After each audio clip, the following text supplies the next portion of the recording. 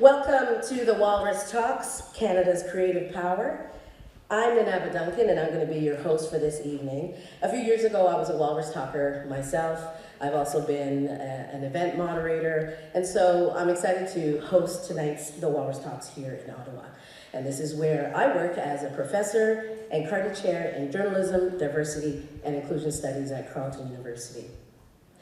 The Walrus is thrilled to be here in Ottawa at the National Gallery of Canada and streaming live at thewalrus.ca. Hello, hello, hello to the over 500 households who registered for tonight's live stream. We encourage you to share this conversation on social media. When you're moved by something that you hear or you see, just tag @thewalrus and use the hashtag #WalrusTalks.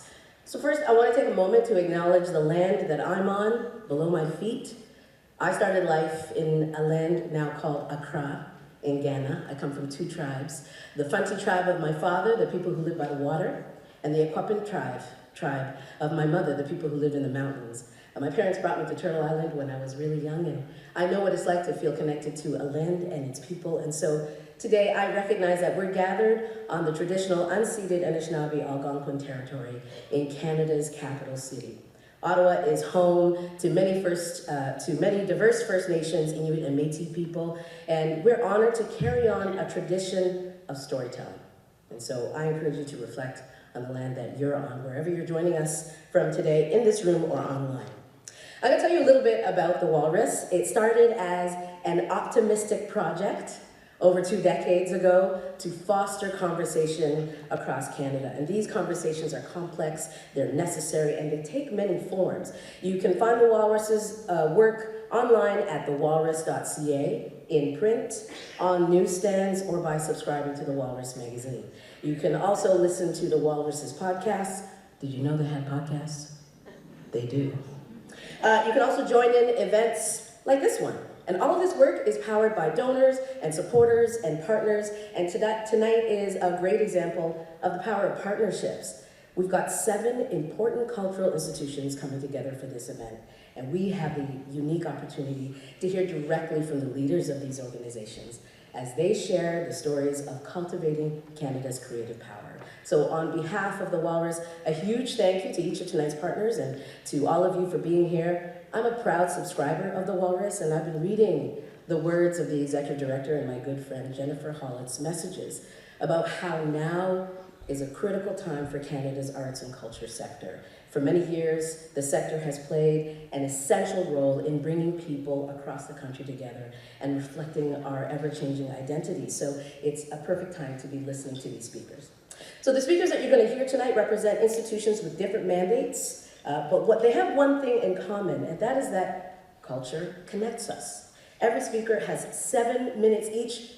That's 7 minutes each, offering 7 different perspectives on the topic of why culture matters. So tonight, you're going to be hearing from Suzanne Guèvremont, Government Film Commissioner and Chairperson at the National Film Board of Canada; Julie Roy, the Executive Director and CEO of Telefilm Canada; Tait, the President and CEO of CBC Radio-Canada; Leslie Weir, Librarian and Archivist of Canada at Library and Archives Canada; Christopher Deacon, President and CEO of the National Arts Centre; Valerie Creighton, President and CEO of Canada Media Fund; and Michelle Chawla, Director and CEO of Canada Council for the Arts. Thank you so much for joining us.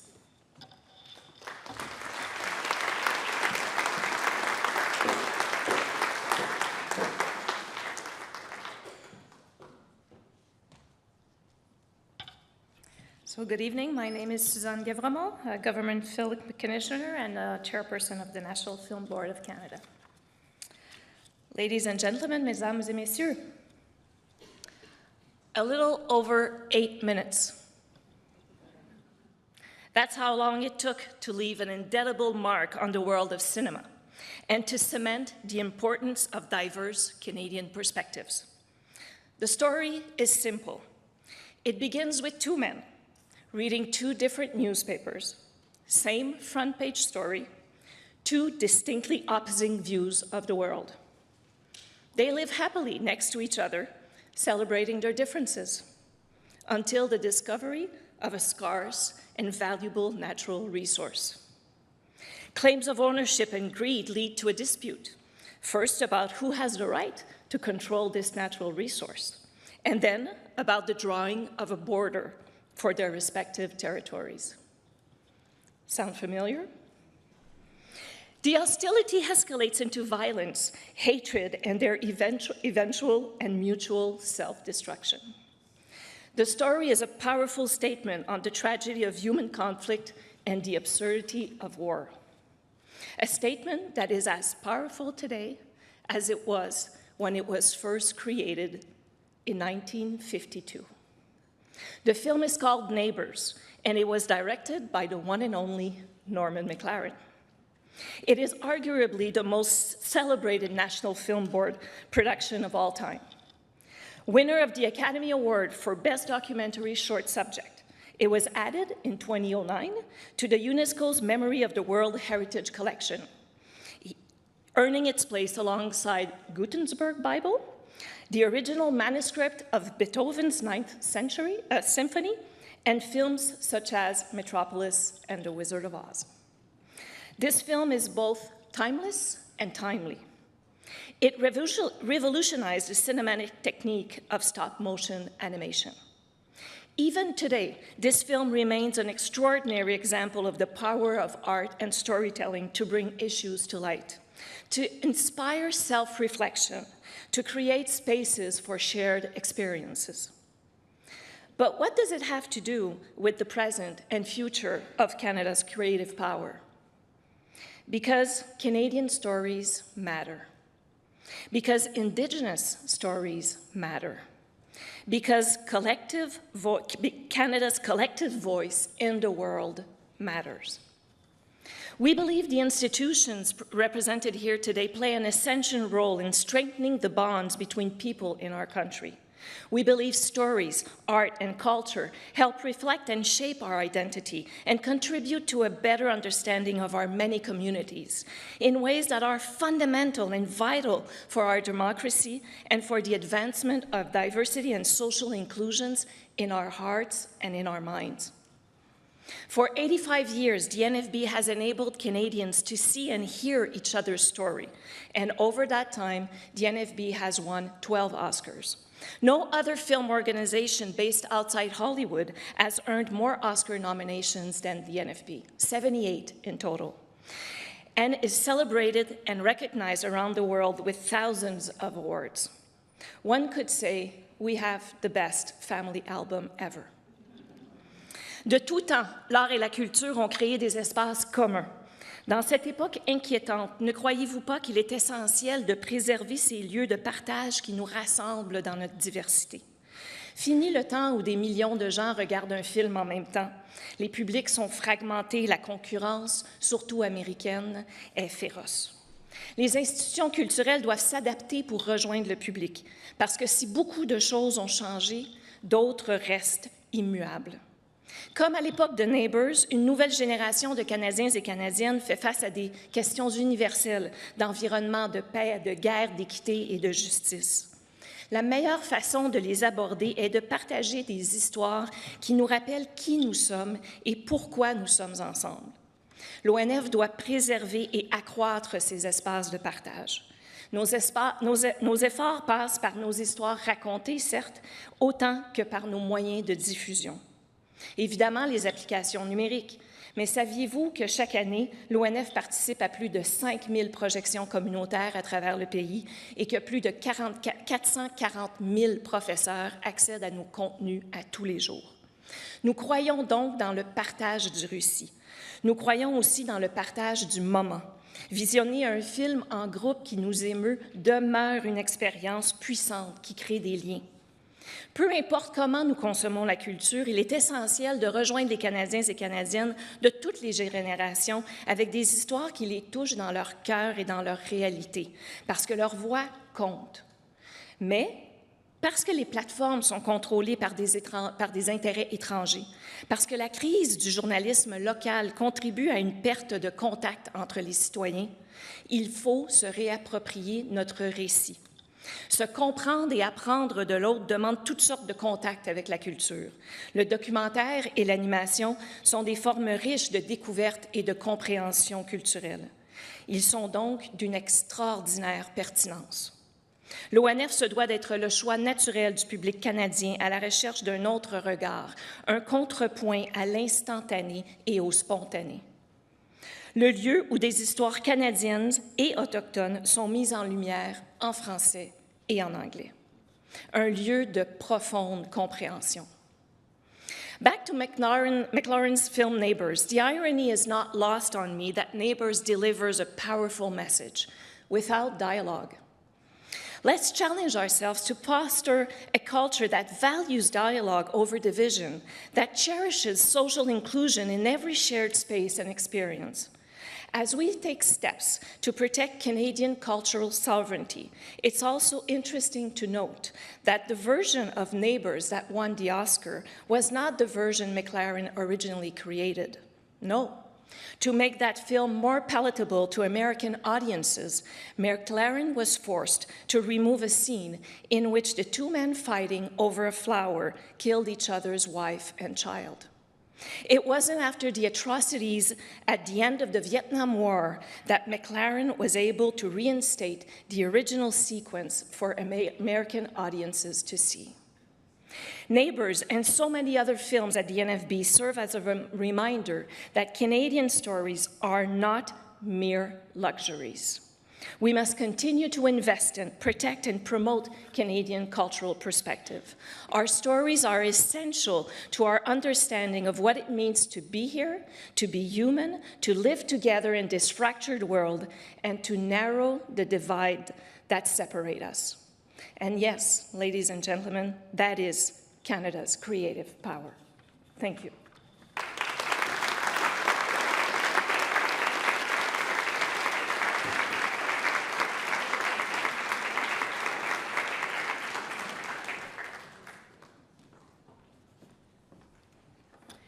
Good evening, anyone. Bonsoir à tous et à toutes. Mon nom est Julie Roy. Je suis très heureuse d'être ici avec vous ce soir dans le contexte des Walrus Talks et je tiens à saluer mes collègues des organisations sœurs. C'est un plaisir et un privilège de toutes et tous réunis ce soir. Chacune de nos organisations a une mission qui lui est propre, mais nous sommes toutes complémentaires. Ensemble, nous contribuons à la création des récits des Canadiens et Canadiennes de partout au pays. Nous contribuons à la valorisation des histoires qui tissent la trame de notre société. Nous, institutions culturelles, sommes un miroir, un micro, une antenne, une vitrine, un projecteur. Et qui dit projecteur dit cinéma. Et j'ai une histoire personnelle avec le cinéma. C'est à l'Office national du film du Canada que ma passion pour le cinéma est née instantanément. J'y ai œuvré pendant 29 ans et cette passion ne s'est jamais démentie. Le cinéma est certainement au cœur de ma vie personnelle et professionnelle, mais elle est aussi au cœur de Téléfilm Canada et elle est au cœur de notre culture collective. Notre industrie cinématographique et tous ceux et celles qui la composent racontent nos histoires. Les créateurs racontent qui nous étions, qui nous sommes et qui nous serons. Les œuvres nous permettent de nous différencier les uns des autres, mais aussi de nous comprendre mutuellement. C'est ce que nous aimons appeler le pouvoir rassembleur du cinéma. Le cinéma est rassembleur comme expérience collective en salle, mais il est aussi rassembleur derrière l'écran. Les histoires, derrière les histoires, sont des vecteurs de changement, de transformation et d'expériences humaines extrêmement riches. Je pense notamment à l'incroyable aventure de cet enfant, Ryan Dieudonné, qui, 2 ans après être entré au Canada par le chemin Roxham en 2018, est devenu le personnage principal du bouleversant Carnaval, premier long-métrage d'Henri Pardot, récompensé au TIFF en 2023. Je pense à des moments inoubliables, comme en mars dernier, ici même, à Ottawa, à la maison de la gouverneure générale. Le film « Rue » a été présenté à de nouveaux arrivants et à des réfugiés qui se sont totalement identifiés au film et ont livré des témoignages très personnels et très touchants à l'autrice Kim Thuy et au réalisateur Charles-Olivier Michaud sur les douleurs du déracinement et le rêve d'une vie nouvelle. Un autre exemple est celui du film « Tao Tak Vuk » sous nos yeux, réalisé par 2 femmes inuites, Carole Kunuk et Lucie Toligarguk. Il s'agit d'un documentaire qui suit 2 sœurs inuites dans leur parcours de guérison. Voici un exemple très éloquent de l'impact du cinéma auprès des communautés lorsque celles-ci se voient à l'écran. À Téléfilm Canada, nous contribuons à faire rayonner et à célébrer les histoires qui reflètent la diversité des voix et des communautés qui définissent notre pays. C'est une priorité et nous ne sommes pas les seuls. L'ensemble de notre industrie culturelle canadienne joue un rôle. La culture, dans son ensemble, est à l'épicentre de nos relations et de la collaboration avec nos partenaires. Culture brings people together, nurturing a sense of belonging and helping us grow as a community. Today, more than ever, we need to actively engage with culture to stay connected and appreciate our shared humanity. In the past, major events, films, and TV shows were cultural activities that millions would experience all together, creating shared moments and collective memories. Today, we have access to a vast array of choices with one click of a button. The way we consume content is now highly individualized based on our own schedules. Success is no longer defined by a single unifying moment. This shift has transformed the way we connect through culture and, more importantly, with each other. Our cultural sector requires all of us to come back together, share our expertise, foster diverse perspectives, and create richer, more innovative experiences for audiences. As a major player in Canadian cinema, we invest in films that reflect the full diversity of Canadian Indigenous cultures. Just last year, for example, we supported the production of 150 feature films. According to the CMPA's recent profile report, our media production sector contributed $23 billion to Canada's GDP, providing jobs, creating world-class stories, and contributing to the economy. The allocation of the online streaming-based contribution will enable more stories to be told and ensure more representations on screen. Our sector is dynamic and powerful, but it also can be overwhelming, and we see the urgency of the present moment. Our industry partners and creators need our support during these times of uncertainty, because the work we do is collaborative, and together we are shaping the future. We see our country's filmmakers shine brightly on the global stage. Just look at the filmmaker from Winnipeg, Matthew Rankin. You may know his second feature film, Universal Language. It premiered at Cannes a few weeks ago and made a splash in every national outlet. What is truly fascinating is that this Anglophone filmmaker, who speaks French and Esperanto, made a Persian language masterpiece set in Winnipeg that could be Tehran. And we see that the film resonates with audiences, just like the title of the film. There is something universal in the stories we tell, no matter the language. That is the power of the cinema on the world stage. As Denis Villeneuve said a few days ago, cinema is what truly defines our country. We see our next generation of new voices bringing Canadian content with the blend of vulnerability and openness. Now, that is true cohesion. And you know what? Matthew won the Director's Fortnight Audience Award at Cannes. Our nation is a beautiful blend of multiculturalism, which naturally makes us more empathetic, because what we do is essential. What we create is essential. Art, stories, relationships, partnerships, communities. Culture is a force that pulls us all together, bringing us here into this very room. And it is our responsibility to continue to support our creators and share the stories that reflect our sense of belonging, our value, and the very essence of human flourishing. Thank you.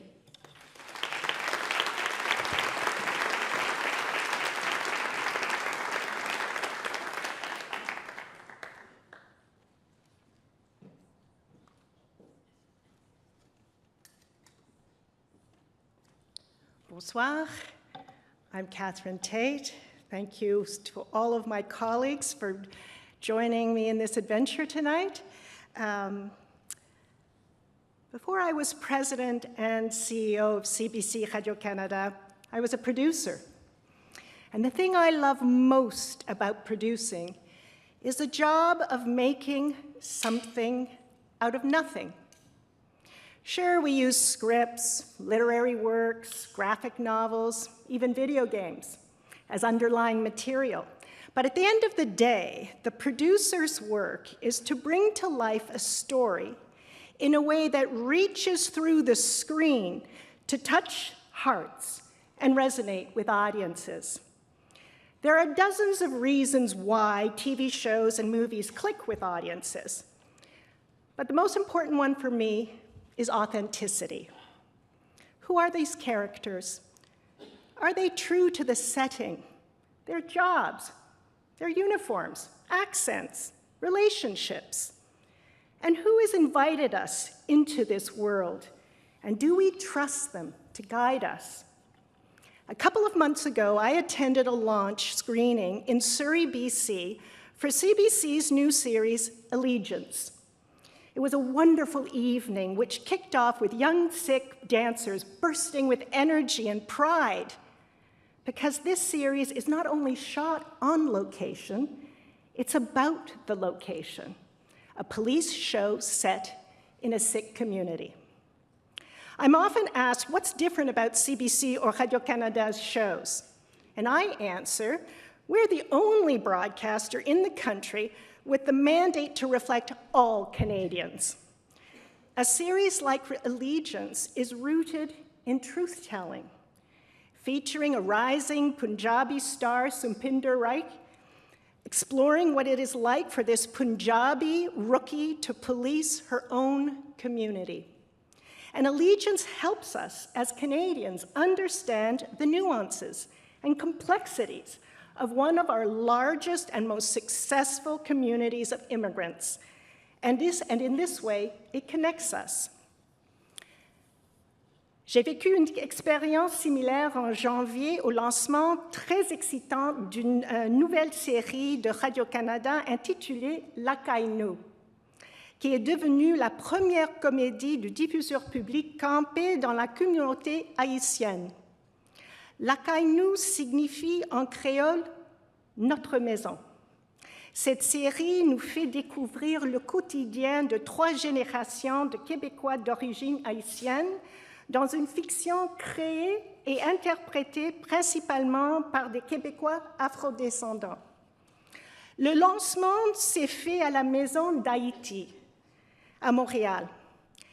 Il me serait dur de vous décrire l'atmosphère là-bas. Il y avait une certaine fébrilité à cause de cette première, bien sûr, mais aussi beaucoup de rire, de plaisir et de joie. J'ai perdu une page, attendez. On y retrouvait l'esprit chaleureux et surtout l'authenticité qui est au cœur de l'Akainu et qui explique son formidable succès. La série s'est rendue jusqu'au MIP-TV à Cannes et a été reconnue comme une des meilleures productions télé du moment à l'échelle mondiale. J'ai fait des rencontres émouvantes ce soir-là, notamment avec le vétéran comédien Fayol Jean, qui m'a fait comprendre que nous avions accompli quelque chose d'extraordinaire dont la communauté avait besoin depuis longtemps. So why do these 2 shows connect with Canadians? Because the experiences of the many distinct communities in this country, Indigenous, Haitian, Punjabi, Newfoundlander, Western, Northern, is our collective shared experience as Canadians. And if we are true to our authentic experiences, they travel. The author Heather O'Neill recently said of the late, great Alice Munro, the more specific one is as a writer, that's how one finds universality. And the best stories are universal. They capture the zeitgeist and bubble up to everyone's delight. Kim's Convenience, a global TV hit, lives on the London stage today. Schitt's Creek, a celebration of all that is precious and annoying in family dynamics, made TV history when it swept the 2020 Emmy Awards. Sort of. Who could predict that the story of a non-binary Pakistani nanny in Toronto would win the prestigious Peabody Award? C'est comme ça que je t'aime. Infidelity and betrayal lead to murder in 1974 in a suburb of Quebec City in this spectacular series feted at the Berlin Film Festival. Today, I'm excited by the audacious choices of our programming teams at CBC and Radio-Canada in both French and in English, with groundbreaking series like Bones of Crows, the first drama ever to be produced in English, French, and Cree with our partners at APTN. From 2018 through 2022, your public broadcaster invested $1.4 billion programming dollars in such stories, created by independent producers from coast to coast to coast. And that's not counting all the programming we commission and produce in radio, podcasting, and news and information. Here's a fun fact. Every day, CBC Radio-Canada distributes 7,000 hours of news and entertainment programming over all our platforms. That's 2.6 million hours of programming each year. Canadian stories, rooted in the realities of place, but also displacement and migration, intergenerational trauma, but also family love. These tell us who we are. Unique, yet universal. Stories that connect us to each other and to the world. Merci.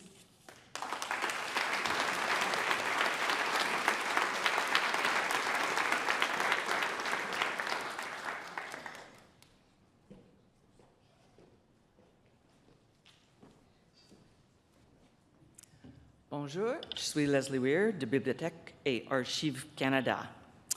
J'aimerais vous parler d'histoire et de vérité. Bibliothèque et Archives Canada préservent les réussites des Premières Nations, des Inuits et de la nation métisse de la partie nord de l'île de la Tortue, aujourd'hui appelée Canada. Nous reconnaissons que sans la vérité, on ne peut y avoir de réconciliation. Les réussites de tous les peuples du Canada qui forment l'histoire du Canada, ou plutôt les histoires du Canada, doivent rendre compte des expériences de chaque nation, de chaque communauté et de chaque personne, car nous avons tous vécu différemment notre histoire commune. Il faut préserver toutes ces recettes pour que les générations actuelles et futures comprennent comment nous sommes devenus qui nous sommes. So I'm going to tell you 5 quick stories in the next 7 minutes. Many of you know Charlotte Gray, the prolific, award-winning nonfiction writer. For 30 years, Charlotte has sifted through the Libraries and Archives Canada collections like a history-hungry detective. Charlotte flipped through the William Lyon Mackenzie King family photos. She dug into Susanna Moody's letters and uncovered gold rush tales of the Yukon. Now, what did she do with our country's rich historical fabric? She spun them into bestsellers like Mrs. King and Sisters in the Wilderness. Our collections inspire authors at Libraries and Archives Canada, but also visual artists, filmmakers, and so many more. Kent Monkman, a Cree artist, filmmaker, writer, creates provocative interventions into European and North American art history, with the help, I might add, of some wonderful works of art from our collections. Kent and his co-author, Giselle Gordon, wrote The Memoirs of Miss Chief Eagle Testicle, a true and exact accounting of the history of Turtle Island, which provided us with a Cree and queer perspective layered over colonialism. This unique point of view enriches our shared understanding and can contribute towards reconciliation. Conceptual artist Sarah Hatton brings history to life through her art. To digitize military service records of the First World War, our team at LAC painstakingly removed every little century-old brass fastener that fastened together the documents of each and every member of the Canadian Expeditionary Force. How many fasteners were there, you ask? I can tell you, 640,000. Sarah used her artistic creativity to give these little brass fasteners a new life, while honoring Canadian soldiers who served in the First World War. She pinned thousands of fasteners onto large black military tarpaulins to create stunning celestial maps of the night sky. Sarah recreated what the sky looked like on the last night of 5 major Canadian battles. Imagine, when looking at these works of art, each of us can experience what a soldier saw when they looked up at that night sky on that last night of the battle at Ypres, at Vimy Ridge, at Passchendaele. Creators also use our collections to shed light on past events and to learn from the past and move forward with reconciliation. In Winnipeg, Rachel Beaulieu from the Manitoba First Nations Education Resource Centre directed a compelling documentary, A Cup of Cold Water, which explores the remarkable journey of Alfred Kirkness. Kirkness exposed the neglected condition of the cemeteries at the Brandon residential school site, the final resting place, sadly, for many of the residential school students. His letters are preserved in our Winnipeg office, providing the foundation for this revelation. And today his story is shared in screenings and schools across the country to ensure that the truth reaches the people. On July 1st, 1923, Canada passed the Chinese Exclusion Act, which banned virtually all Chinese immigrants from coming to Canada for 24 years, separating many, many men from their families in China, while requiring all people of Chinese descent, even those born in Canada, to register with the federal government. On this, the 100th anniversary, the community is commemorating this racist act against Chinese Canadians by exposing the truth through visual and spoken word art, exhibits, and the opening of the Chinese Canadian Museum in Vancouver.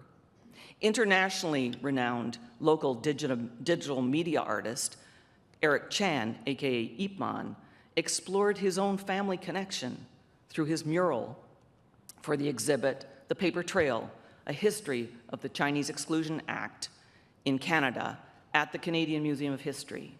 He uses images of the original immigration certificates to underpin the importance of the physical objects themselves. History is more than just words on a page. It is more than just books, drawings, or maps stacked in vaults or even in museum showcases. Everyone is the author of their own story.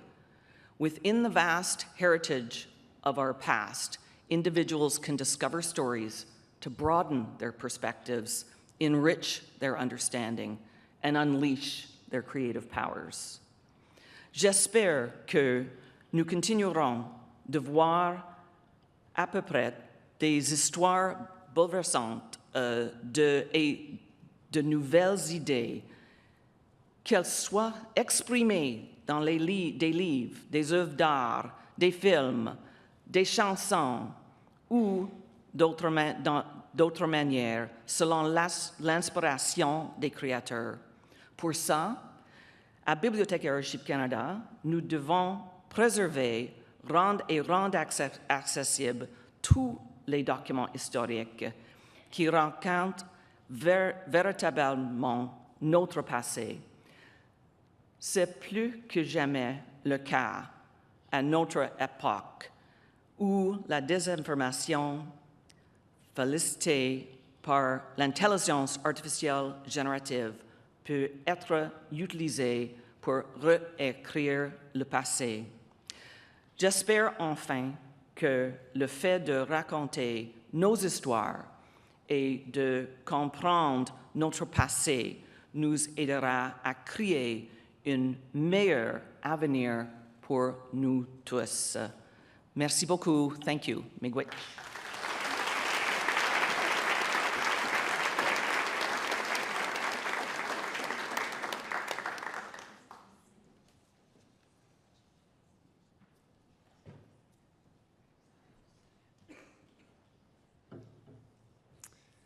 Good evening, bonsoir. I'm Christopher Deacon du Centre National des Arts. The single biggest challenge facing Canada's performing arts organizations today is to be relevant and welcoming to the diverse communities they seek to serve. This evening, I want to tackle the question, how can performing arts organizations be relevant to the lives of Canadians? Les arts de la scène, composés de théâtre, de danse et de musique, évoquent des émotions dans un moment partagé entre artistes et public. Ces récits, racontés sur scène, peuvent nous faire rire ou pleurer. Ils nous invitent à en apprendre plus sur nous-mêmes, à mieux comprendre les autres et notre société. L'empathie est l'axe autour duquel gravitent les arts vivants. The performing arts experience is story, dance, and music shared in community. Stories on the stage can move us to laugh or cry. Stories invite us to learn about ourselves, each other, and our world. They engage us with the plight of the main characters, and we join them on their journey, experience their trials and triumphs, feel their sorrows and joys. It's empathy. Equally important, we feel that empathy, not alone in front of our televisions or in the pages of a book, but together, sitting in a theater, our elbows sometimes bumping into our neighbors, someone we know or someone we don't know. The performing arts are the most social of the arts. Artists feed off the audience and vice versa. While we may come from different backgrounds, consume different media, live in different neighborhoods, at the end of the show, we exit the hall knowing we've all come through something together. If the performing arts play that important role, surfacing our empathy, changing us and bringing us together, how can we as performing arts institutions invite more Canadians to take part? Well, by recognizing that for many potential new audiences, their first question isn't, will I enjoy this show? It's, is this a place where I feel I belong? And so, how can Canadian performing arts organizations create that sense of belonging? First, Canadians need to see their stories and voices on the stage. Programming should come from an authentic relationship between the leadership and a variety of communities. Those communities must also be represented across all areas of the organization, in the box office, the frontline staff, marketing, the production crew. The people who work there must live and breathe the life of those communities. Yet the workforce of many of our major arts organizations don't match that description. The requirement for professional experience is a barrier. Major arts organizations with the resources to do so should be investing in professional development. Doing that will not only create stronger ties with communities and enrich Canada's arts scene, it will provide those organizations with a diverse and skilled talent pool. Les organisations qui en ont les moyens devraient investir dans le développement professionnel pour enrichir le milieu artistique canadien, mais aussi d'avoir accès à un bassin de talents diversifiés et qualifiés.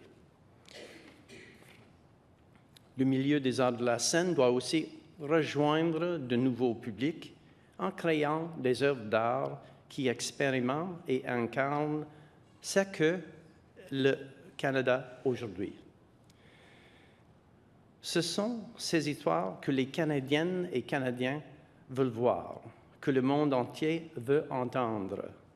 Leur présence sur scène indique au nouveau public qu'il s'agit d'un lieu qui les accueille à bras ouverts.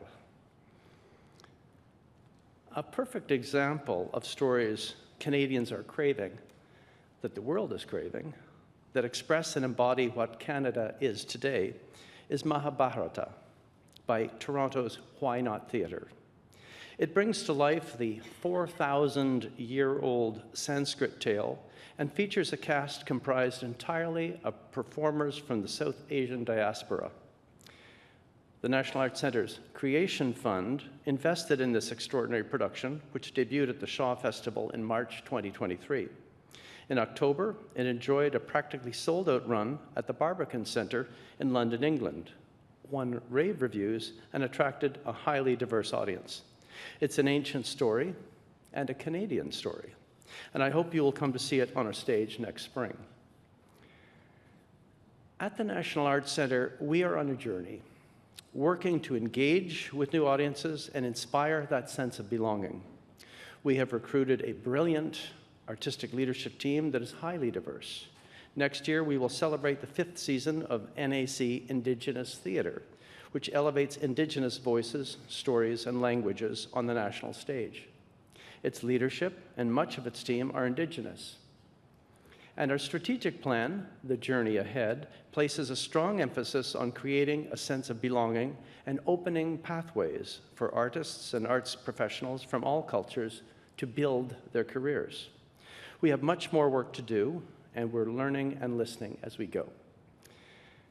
I leave you with this. A show comes to life only once the curtain rises and an audience falls under its spell. That experience is aesthetic, emotional, even spiritual, but it is fundamentally social. For the seats to be filled, performing arts organizations and the artists and producers with whom they work must build authentic relationships with the communities they serve so that those communities can feel they truly belong. Only then can the performing arts have their full beneficial effect and reflect who we, as Canadians, are becoming. Thank you.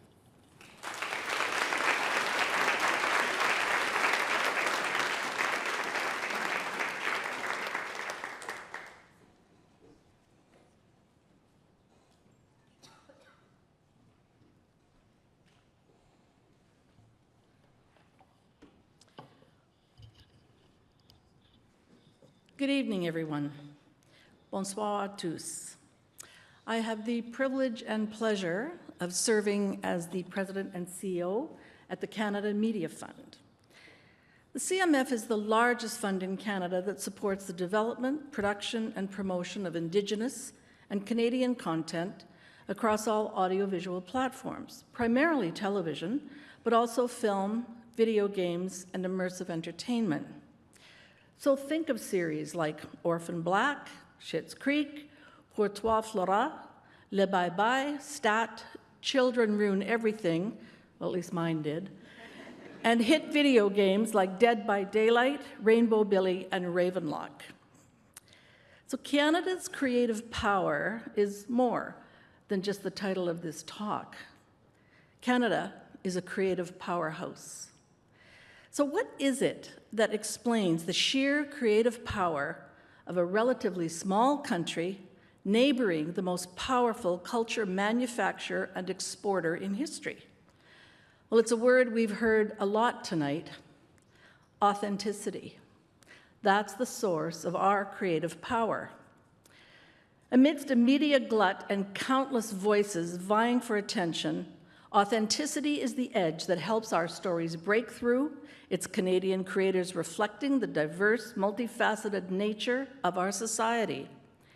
It's how our storytellers transcend borders and connect with audiences everywhere. It's why Canadian culture matters. Demonstrated proof is Montreal-produced series Transplant.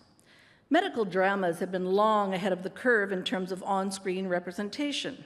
This one's no exception. Led by a diverse cast and writing room, it's sold in more than 170 territories and averaged nearly 3 million viewers per episode in the US. The show employed writer Anar Ali, who then went on to create CBC's new political police procedural Allegiance, a Surrey-based BC series following the South Asian cop that Catherine talked about. Alberta-based Heartland has been running for a staggering 17 seasons, a record for a one-hour Canadian drama. It's watched in over 120 countries and is the only Canadian series to make the overall top 15 TV series watched by Americans across streaming platforms. If there's Americans in the crowd, please stand up. The quintessentially Toronto series Sort Of, about a gender-fluid millennial who straddles various identities, garnered 68 nominations and 30 awards, including Canadian Screen Awards, Cannes Diversified TV Awards, and as Catherine mentioned, no less than a Peabody. The authenticity of the first Quebec series with the majority Black cast, Like I Knew, no, I'm not totally supporting the CBC on everything I say, Catherine. There's a few others out there, has been delighting Quebec audiences.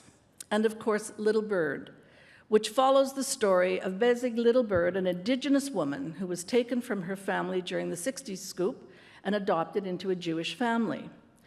This series was lauded at the last Diversity TV Awards, won the Audience Award at Series Mania in 2023, and just last week nabbed a total of 13 Canadian Screen Awards, including Best Drama Series.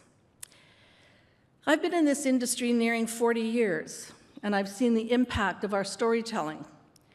Indigenous and Canadian stories are more than just entertainment. They are bridges. They connect people and foster empathy and understanding across cultures and experiences. On that thought, I will share with you a few words from Carrie Swanson, the CEO of Canada's Indigenous Screen Office. As Canada's first national Indigenous funding body for screen content, the ISO is leading the way, building innovative and responsive new systems for the next generation of Canada's Indigenous storytellers. Our model has inspired and changed Canada's screen industry. Changing systems in this country requires a monumental effort, and we have demonstrated that we know the way forward. The international success of our storytellers is a testament to that knowledge. The power of these stories is changing perceptions and stereotypes in our country and around the world. Change requires courage, humility, and respect.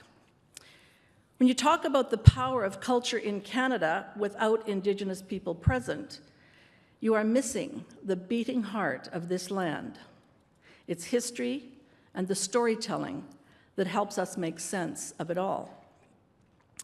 I would add myself that the accomplished work of the ISO and the success of Indigenous content that is resonating the world over may not have been realized without it. The upcoming series, North of North, from two highly acclaimed, successful Inuit filmmakers, which is a funding partnership with CBC, APTN, the CMF, and Netflix. It would not have been authentically shot in their own community of Iqaluit without the significant investment of $1 million from the ISO, an organization with, at that time, a small budget of $14 million. They recognized this as the perfect opportunity to develop creators and crew in the North. Authenticity is crucial for all of us, funders, promoters, and keepers of our culture. It must be among our key principles. It's what makes Indigenous and Canadian stories from all experiences, communities, and regions relatable on a global scale. It's what enabled us to build a powerhouse of a screen sector in 2023. Media production in Canada contributed $14 billion to Canada's GDP and created nearly 240,000 well-paying jobs. It's what enabled the CMF to fund more than 1,300 audiovisual and interactive projects in 2023-24, enabling $1.7 billion in production activity. Authenticity is what gives our sector the power to change us, to challenge our perspectives, and to invigorate our spirits. And it's through this lens of authenticity that Canada is seen on the international stage. I recently saw Wilfred Buck at the Yorkton Film Festival in Saskatchewan, my home province, and it's the longest-running film festival in North America. It's older than Cannes. This acclaimed debut feature documentary from Anishinaabe filmmaker Lisa Jackson made its international debut at Copenhagen's prestigious CPH Docs and was an official selection of Hot Docs in 2024. Moving between the earth and stars, past and present, this story follows the extraordinary life of Wilfred Buck, a charismatic and irreverent Indigenous elder who overcame a harrowing history of displacement, racism, and addiction by reclaiming ancestral star knowledge and ceremony. There's a scene where an elder describes a visit by two prominent, very important scientists to the Dalai Lama to discuss some scientific theories they held. The Dalai Lama pours tea. As they talk, the tea fills the cup and overflows all over the table onto the floor. And the scientists say, "Stop, the tea is overflowing everywhere and making a mess."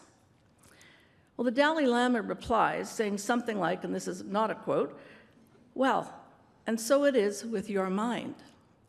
So full of research, ideas, your daily work, your mind is overloaded, and you cannot see the answers to your questions. It's overflowing, like the tea. Come back when your mind is empty to receive." This documentary profoundly impacted my heart and my head, and I promised myself I would find a way to empty my mind to be able to receive what is not familiar and hold on to the belief that Wilfred Buck showed us, that all of our ancestors are all in the stars, as it's where we too came from. As we soon become consumed with the landscapes across the border and in our incredible country in the next months and years, watch when you can. See and feel these stories that remind us of who we are, where we come from, and often help us to see what the future might look like. Our storytellers keep us whole, allow us to transcend the daily grind and find again the things inside us that we may have lost. Thank you.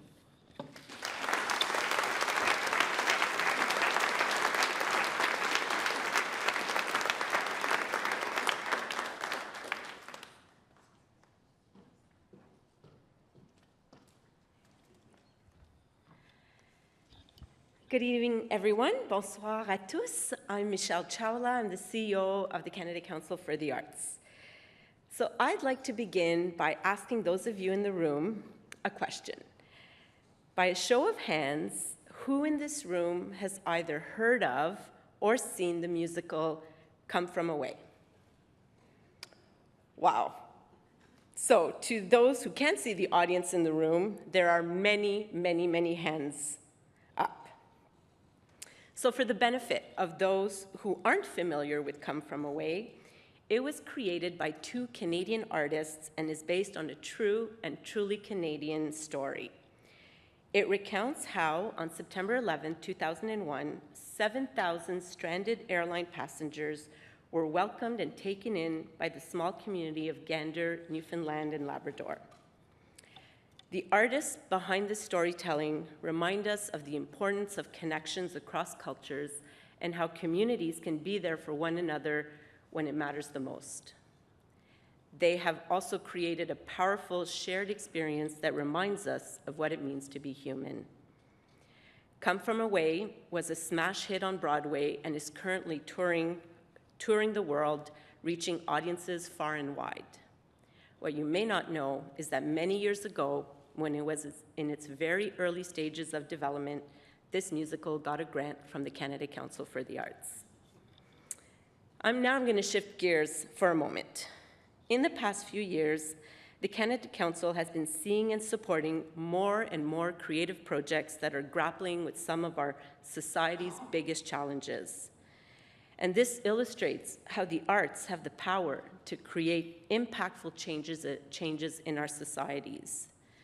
One of these projects is being led by the Comox Valley Art Gallery in British Columbia, and it's called Walk With Me. For context, this gallery is located in a community that has been severely impacted by drug poisoning and housing crises. Recognizing imagination as a necessary response, gallery staff worked with the local artists to record stories told by family members and frontline workers impacted by these crises. Then, members of the public, community leaders, and storytellers would gather together and go on story walks through their neighborhood, listening to these recordings and collectively imagining new ways forward for their community.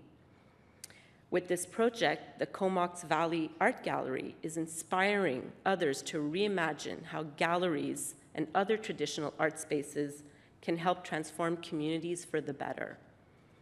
And with a grant from the Canada Council, they're going to be able to share this project more widely. Je voudrais maintenant vous raconter une dernière histoire. Depuis de nombreuses années, le Conseil des arts s'est engagé à soutenir les arts et les cultures autochtones dans l'esprit de la souveraineté et de l'autodétermination. Bien que nous ayons encore un long chemin à parcourir pour rattraper les décennies de marginalisation des artistes et des communautés autochtones, notre travail évolue dans une direction positive. In particular, through relationship building with the Inuit Art Foundation, the Government of Yukon, and the Government of the Northwest Territories, we have co-developed several initiatives. They include arts funding programs that can be delivered on the ground to address the diverse and unique priorities and needs identified by local northern communities, such as capacity building and small-scale artistic projects. This approach, which is based on models of collaboration and cooperation, consciously is seeding our decision-making authorities by empowering northern communities and has helped us at the Canada Council realize that we can often do more and do better by working with others. These programs are reaching many, many communities and are helping them to thrive and to share their experiences of the world with the world. So the projects I just described represent just a small fraction of the thousands of projects that the Canada Council for the Arts support each year.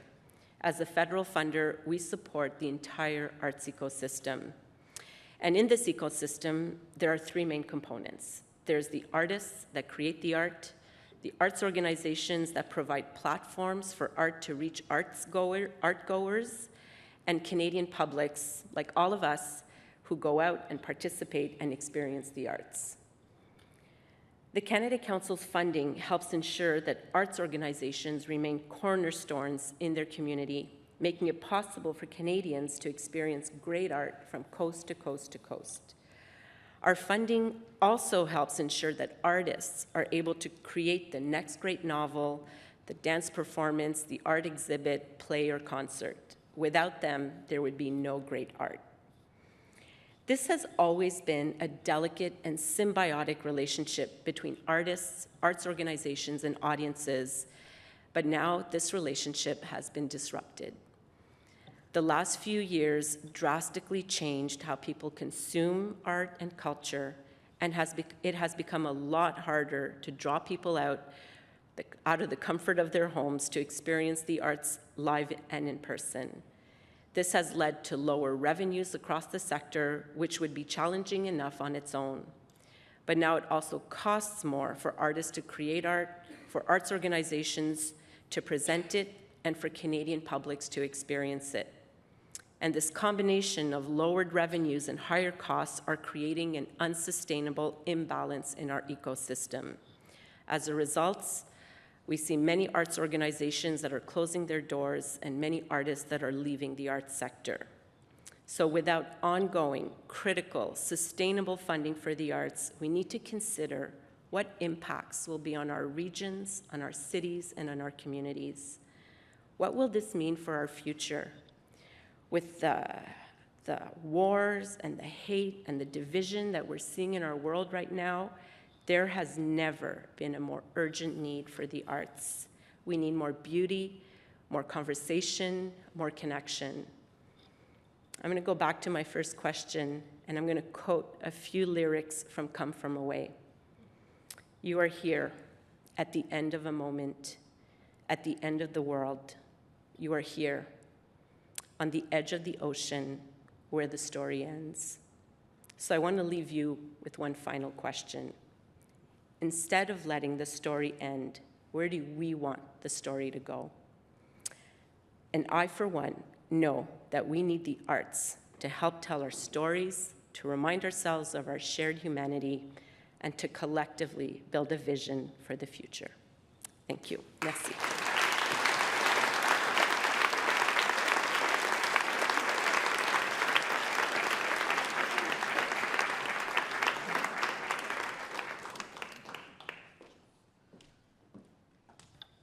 Give them a round of applause. That was great. You reminded us how much arts and culture matters in this country. Thank you so much. All of you did really well. So what I'm going to do is I'm going to invite our talkers to get up and head to the reception while I talk to you. Please, again, some hands for Suzanne Guèvremont, Julie Roy, Catherine Tait, Leslie Weir, Christopher Deacon, Valerie Creighton, and Michelle Chawla.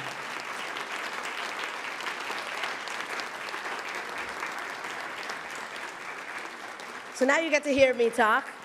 I'm going to talk about Walrus stuff, not like my own personal stuff. So if you enjoyed tonight's event, the Walrus Talks is going to be back this fall season with more. Sign up for the Walrus newsletter when you visit the table in the reception, or you can stay in touch by opting into the newsletters through the follow-up email, which is going to land in your inbox tomorrow. Subscribe to the Walrus. There's a special offer for anyone in the room. A full year subscription to the Walrus, 8 issues delivered to your door for $25. Visit the Walrus table and you will get signed up there. The Walrus is home to Canada's community-supported conversation, and that means their journalism and events are made possible by people like you. Unlike other journalism organizations, the Walrus is a registered charity with an educational mandate. Its independent, fact-checked journalism is powered by donations from a community of supporters who make the Walrus accessible to everyone. So if you want to ensure that the Walrus can continue creating stories that matter and events like this one, please consider supporting independent media and fact-based journalism with a donation. You can go to thewalrus.ca/support or go to the table in the lobby. All gifts of $20 or more will receive a charitable tax receipt. Thank you to all of tonight's partners for making these talks possible. Thank you for attending in person and online. Have a great night.